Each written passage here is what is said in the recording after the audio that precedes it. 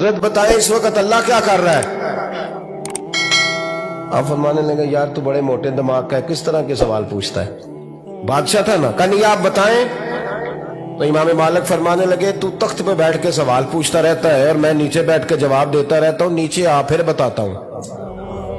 اس نے کہا جناب بتائیں. فرمانے لگے تو سوالی ہے نا، تو تو نیچے بیٹھ اور میں اوپر بیٹھتا ہوں. کہ جناب آ جائیں.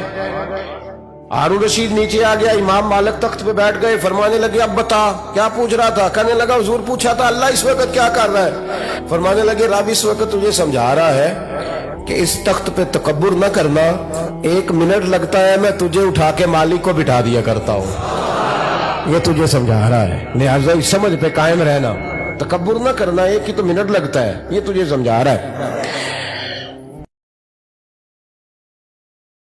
امام مالک بن دینار رحمت اللہ علیہ فرماتے ہیں مجھ سے کہنے لگا پیسے آئے تو میں عیاش ہو گیا.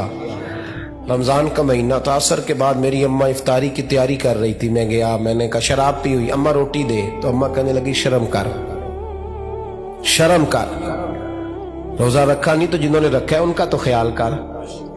کہتے اماں کی بات کا مجھے غصہ لگا. میں کہا کرتا ہوں بد نصیب ہے وہ بیٹا جس کا باپ اس سے بات کرتے ہوئے ڈرتا ہے کہ پتہ نہیں کہاں سے بولے گا. بد نصیب نہیں وہ بیٹا جس کی ماں اس سے بات کرتے ہوئے سہم جاتی ہے کہ پتہ نہیں کون سی بولی بولے گا. بد نصیب نہیں کہ ماں باپ بھی جس سے کھول کے بات نہ کر سکے. حضرت مالک بن دینار سے کہنے لگا اماں نے جب کہا نا شرم کر تو مجھے غصہ آیا، میں نے ماں کو تھپڑ مارا اور میری ماں جلتے ہوئے تندور میں گری. لوگوں نے مجھے پکڑ کے اندر بند کر دیا کمرے میں. ساری رات میں شور سنتا رہا پر نشے میں دھوت رہا. سویرے آنکھ کھلی تو میری بیوی بیگ باندھ رہی تھی. میں نے کہا کہاں جا رہی ہو؟ کہنے لگی جو ماں کا نہیں بنا میرا کیسے بنے گا. میں نے کہا میری اماں کا وہ تو لوگوں نے رات کو ہی دفن کر دی جنازہ پڑھ کے. تڑپ کے کہنے لگا مجھے کیوں نہیں بتایا؟ تو کہتے ہیں لوگ کہنے لگے تیری مرتی ہوئی ماں کہہ گئی تھی اسے میرا منہ نہ دیکھنے دینا، میرے جنازے کے قریب نہ آئے. حضرت مالک بن دینار فرماتے ہیں جب اس نے یہ بات سنائی تو میں نے بھی اس کے منہ پہ تھپڑ مارا. میں نے کہا تو اسی قابل ہے. کہتے ہیں وہ رونے لگا، حضور دعا کرے اللہ مجھ سے راضی ہو جائے.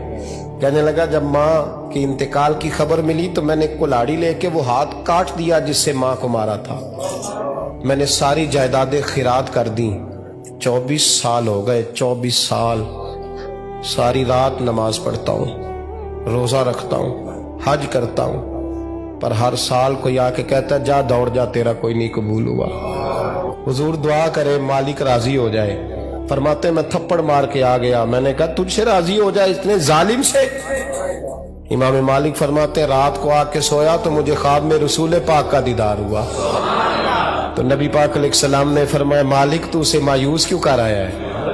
اللہ تو بڑا مہربان ہے. کہ حضور ماں کے نافرمان کو معافی کیسے ملے گی؟